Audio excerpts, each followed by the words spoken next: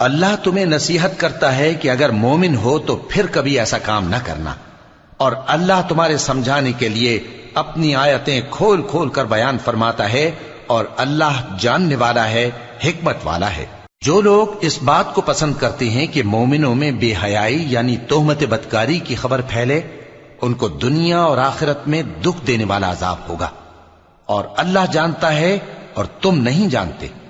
और अगर तुम पर अल्लाह का फजल और उसकी रहमत ना होती तो क्या कुछ ना होता, मगर वो करीम है, और ये कि अल्लाह निहायत मेहरबान है, रहीम है। मोमिनो, शैतान के कदमों पर न चलना, और जो शख्स शैतान के कदमों पर चलेगा तो शैतान तो बेहयाई की बातें और बुरे काम ही बताएगा। और अगर तुम पर अल्लाह का फजल और उसकी मेहरबानी ना होती तो एक शख्स भी तुम में पाक ना हो सकता, मगर अल्लाह जिसको चाहता है पाक कर देता है।